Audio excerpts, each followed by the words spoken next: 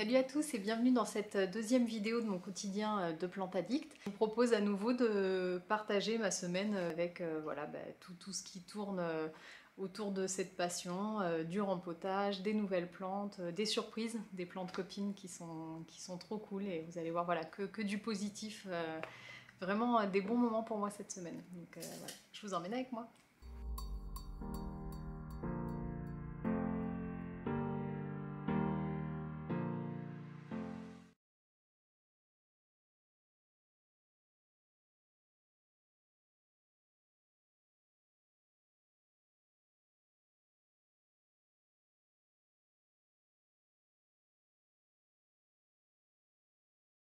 Tous. Alors aujourd'hui je voulais vous faire un petit point sur les plantes dont je parle souvent en story, donc des plantes qui ont des petits soucis, pour lesquels je demande des conseils, etc. Et puis je voulais en profiter aussi pour faire un petit point un peu sur ces vidéos. Voilà, donc moi cette page Instagram c'est vraiment une page alors amateur parce que moi les plantes ça fait très longtemps que j'en ai. On m'a toujours dit dans mon entourage, ah, t'as la main verte, etc. parce que j'avais beaucoup de plantes chez moi. Mais je m'y connaissais pas, c'est-à-dire que je connaissais pas le nom des plantes, j'achetais une plante parce qu'elle me plaisait comme ça. Euh, en général, elle poussait bien et j'avais des plantes qui devenaient de plus en plus grosses, mais voilà, je ne connaissais pas leur nom, je savais pas qu'il y avait différents types de substrats. Enfin, je pense comme un peu tout le monde avant de rentrer là dans cette folie des plantes. Voilà, donc j'ai créé ce compte Instagram pour pouvoir parler de ça sans gêne, on va dire, sans forcément imposer ça à mes contacts de mon compte Instagram perso. J'avais envie de pouvoir, bah voilà, quand j'avais un problème sur une plante, prendre une photo et demander, bah tiens, qu'est-ce que vous en pensez? Sauf que moi, autour de moi, les gens, d'une part, n'en pensent rien, mais je pense n'en ont rien à faire. Et j'aurais pas obtenu de réponse. Donc j'ai fait ça pour ça. Et puis voilà, avec le temps, j'ai partagé de plus en plus de choses et puis je me suis mis à faire des stories face caméra et puis maintenant des vidéos. Voilà, moi c'est vraiment un truc qui me plaît, c'est une passion qui est assez dévorante. Moi je suis quelqu'un de très passionné. C'est comme ça, quand il y a quelque chose qui me plaît, je vis, bois, mange et dors plante. Et d'ailleurs, au début, j'en dormais pas, j'y pensais même la nuit, voilà.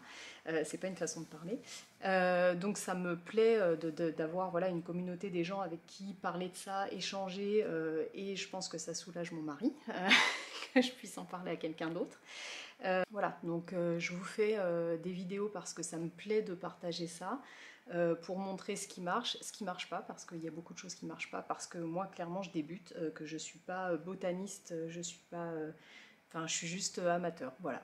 Ça me plaît de faire ça chez moi et ça me plaît d'en parler, donc voilà.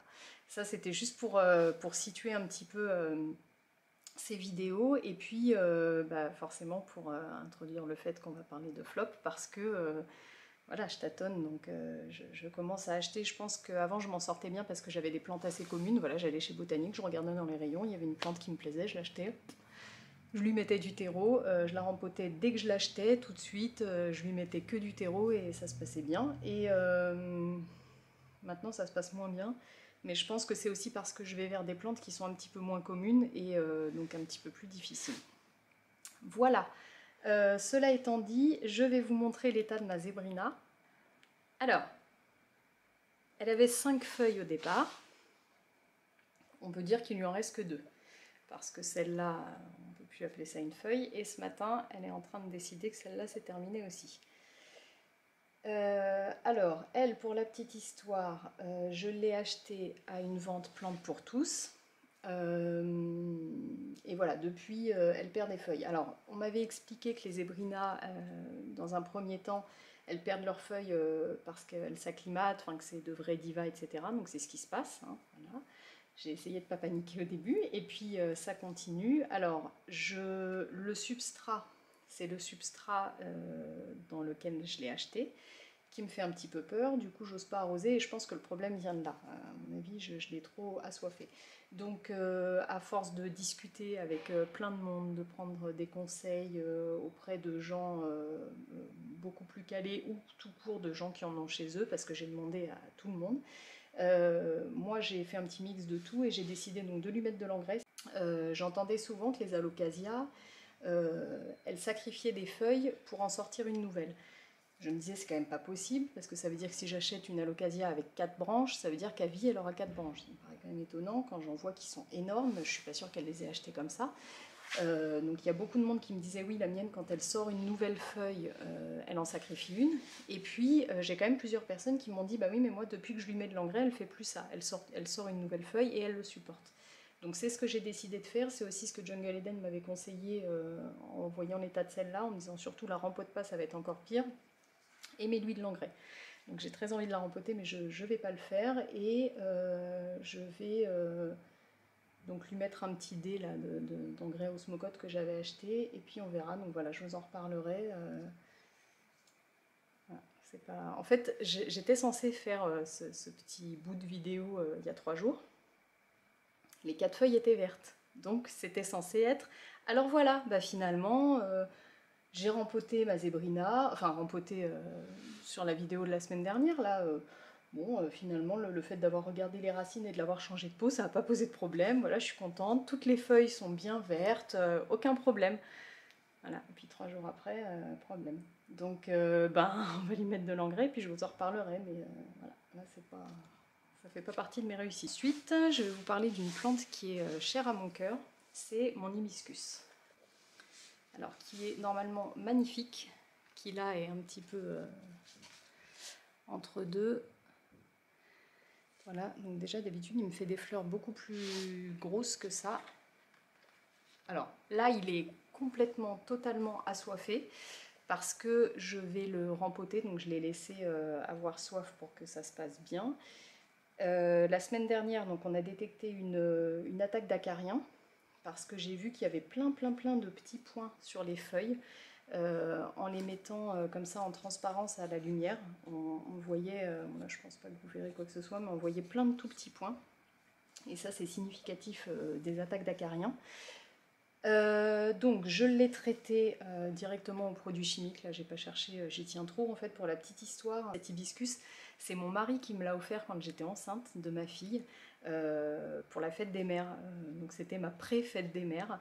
Et voilà, il m'a fait un cadeau qui reste, qui vient de chez lui, voilà, c'était trop chouette, j'ai vraiment trouvé ça trop gentil, et puis moi c'est une fleur que j'adore, enfin une plante, mais j'adore ces fleurs, voilà. Donc depuis, je me dis là que ça fait un moment que je dois la rempoter, sauf que j'ai toujours entendu que les plantes, il ne faut pas les rempoter quand elles sont en fleurs, sauf qu'elle, elle me fait des fleurs toute l'année. Donc là je me suis dit que ça urge et qu'on va faire ça. Alors pour continuer donc avec les plantes comme ça qui allaient pas très bien et pour lesquelles j'avais demandé des conseils en story, et j'avais dit que je ferais un retour, on a le petit Prince of Orange, donc je l'ai mis, je lui ai fait une cloche de fortune, donc ça va mieux. Il avait peu de feuilles, alors déjà quand je l'ai acheté, les feuilles mouraient petit à petit, elles devenaient marron, bon. Donc là on voit que ça va mieux, je l'ai passé en perlite vermiculite avec un tiers d'eau, je vois pas pour l'instant d'évolution au niveau des racines, mais bon en même temps ça fait une grosse semaine et puis le contenant est quand même gros par rapport à lui, donc ça m'étonne pas que je les vois pas. Par contre, l'hécatombe a l'air de s'être arrêtée parce que toutes les feuilles tombaient, il n'y en a pas eu de nouvelles qui sont tombées, elles noircissaient, ça s'est arrêté. Là, il y en a même une qui est en parfait état, ce qui était quand même pas gagné là. Et celle-ci que j'avais été obligée de couper, il n'y a pas de... Voilà, ça continue pas. Donc on est bien. Voilà, je suis plutôt contente. Donc c'est pareil, je vous dirai ce qu'il en est, mais pour l'instant ça a l'air d'aller mieux. Voilà. Et puis sinon, pour changer, on n'a qu'à parler de celles qui vont bien, parce que j'en ai quand même quelques-unes dans les nouvelles, dans les plus compliquées. C'est celle-ci, donc ça c'est une Alocasia Pink Dragon, voilà, qui est bien pink comme on aime. Alors elle va bien, depuis qu'elle est arrivée, elle m'a sorti 2 nouvelles feuilles. Donc là, tout se passe bien, les grandes vont bien, on n'a pas d'attaque de nuisibles. Voilà, pour l'instant ça se passe bien. Et je pense que ça veut dire qu'une nouvelle feuille arrive, si j'ai bien compris. Voilà, donc elle, tout va bien. Et je l'ai laissée dans son substrat d'origine, j'ai pas osé toucher. Et contrairement à la zébrina que j'ai acheté le même jour, ça se passe bien. Oui, le rose, ça me réussit bien le rose. Faut que je reste, faut que je reste team pink. Voilà. Alors là, il faut que je vous montre ça parce que moi je trouve ça trop cool de partager des trucs positifs et ça va paraître redondant parce que j'ai eu ça la semaine dernière, mais j'ai reçu un cadeau. Donc je vous montre ça. C'est Alison, à qui je fais un gros bisou. Merci. Du compte Botanicali. Il m'a dit un jour, bah écoute, moi j'ai du pothos golden, c'est un que t'as pas, voilà parce que j'aime bien les pothos, bah je t'en envoie un morceau, comme ça, sans contrepartie, sans... Enfin, c'est juste venu d'elle, quoi. Moi, je trouve ça fou, je trouve ça trop cool. Donc, je m'attendais à recevoir une bouture. Déjà, j'étais trop contente. Et en fait, j'ai reçu la boîte de Mary Poppins. Dans la boîte de Mary Poppins, il n'y a pas qu'une bouture. Il y a une bouture. Il y a 2 boutures. Il y en a 3. Et il y en a 4. Voilà. Donc je peux dire que j'ai du pothos golden. Je suis trop contente. Voilà. Et en plus, le pire, c'est que je sais que cette semaine, je reçois autre chose encore. Du même, voilà, avec le même état d'esprit. Trop cool. Voilà. Quelqu'un qui m'a dit aussi, bah moi j'ai ça, je t'en envoie un bout. Voilà, comme ça. Voilà, trop cool, vraiment, je vous remercie. Et, en fait, tout ça, en fait, ça sera pas ma collection de plantes, ça sera la collection des plantes copines, puisque j'ai des bouts de plantes de tout le monde. Voilà, c'est trop cool, vraiment merci. Donc, pour commencer, je pense que c'est elle la plus urgente. J'ai l'impression que sur toutes les vidéos que je vous fais, je coupe la zébrina.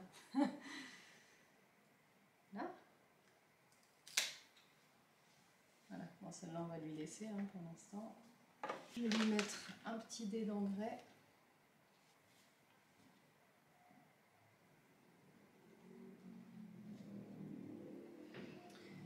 Voilà, donc j'ai aussi beaucoup discuté avec vous, vous les propriétaires de zébrina, au niveau de l'arrosage, et ça me fait peur. Donc je vais suivre les conseils d'Hugo qui me disait si tu as peur, bassine-la plutôt que l'arroser, ça me paraît bien. Donc à partir de maintenant, je vais faire comme ça.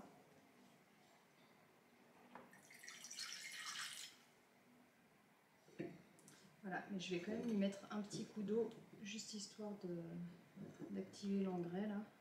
Et puis ensuite, alors c'était censé être un petit rempotage hibiscus, mais c'est aussi un petit rempotage pothos-copine.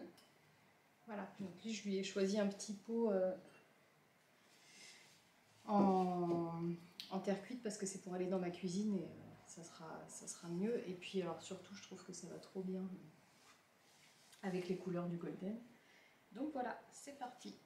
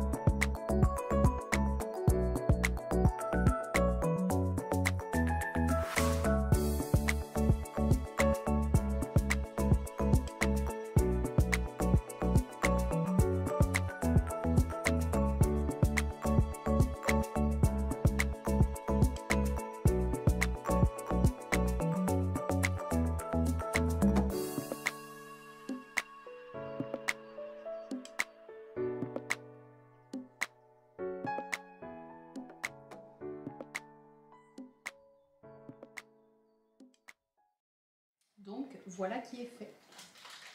Salut à tous! Alors je vous ai montré un petit peu rapidement tout à l'heure le déballage du paquet de Jessica qui m'a fait un chouette cadeau. Voilà, je partais en fait et je voulais pas laisser la plante dans son emballage. Voilà, donc j'ai préféré la mettre en eau rapidement, donc je vous ai filmé ça. Et maintenant, je vais vous montrer ça correctement. Donc c'est Jessica, plus connue sous le pseudo de Queen Monstera, s'il vous plaît, qui m'a fait la chouette surprise de m'offrir une bouture de son pothos néon. Alors moi j'ai une histoire, je pense que j'ai une malédiction avec le pothos néon. J'espère que je ne tuerai pas le tien. J'avais fait un troc postal.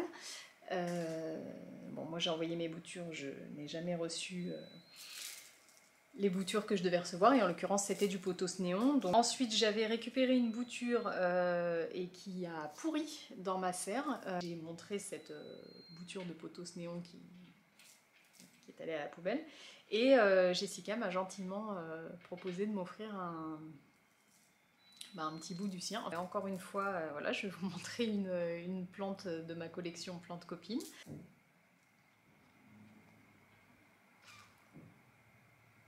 Voilà. Et donc ce qui était censé être un petit bout. Alors avant de terminer cette vidéo, je voulais vous montrer mes petits achats du jour. J'ai acheté 2 petites plantes qui n'étaient pas prévues, mais parce que je suis passée devant. Alors, un petit bananier. Là, je ne pouvais pas faire autrement. Alors, il n'était pas en super état, il a une feuille qui est abîmée, mais par contre, il avait 2 pieds. Donc j'ai pas hésité, il n'était pas cher du tout, 3,50 €. Voilà, donc j'espère qu'il poussera et qu'il deviendra énorme. J'avais un bananier avant, qu'on avait ramené de Martinique, mais ça c'était avant que mon mari l'arrose avec du vinaigre. Voilà, il l'a aspergé, en fait il était rempli de pucerons. Et il a dilué, soi-disant, il a mis une petite goutte de vinaigre, il a vaporisé le bananier. Bon, il n'y a plus de bananier, voilà. Donc 5 ans plus tard, je retente l'expérience et celui-là, personne n'y touchera, n'est-ce pas? Voilà. Bon, j'ai trouvé un petit pot sympa aussi, comme j'essaye de trouver des choses assez foncées pour la chambre, donc voilà, ça marche bien. Et ensuite, complètement et totalement influencée par Instagram, alors là je plaide 100% coupable. Je disais que j'aimais pas les ficus. Parce que voilà, je trouvais que c'était les trucs qu'on voit partout. Quand j'étais petite, dans la famille, que je vois dans la salle d'attente du médecin, enfin bref, vraiment la plante que je trouve basique, ben, maintenant j'adore. À force de la voir sur Instagram, il y en a plusieurs que j'adore, et notamment celle-là.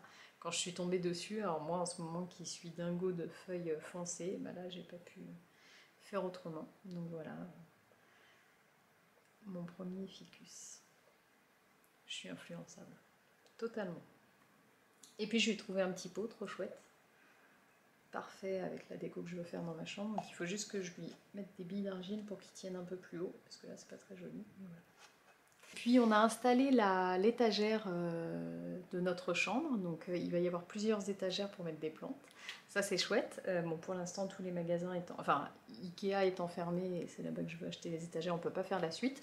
Mais voilà, j'ai déjà une étagère, donc je vous laisse avec ça pour que vous voyez un petit peu ce que ça donne. Pour l'instant, elle est loin d'être remplie, mais elle est trop jolie. Voilà. J'espère que ça vous a plu, et puis je vous souhaite à tous une bonne semaine.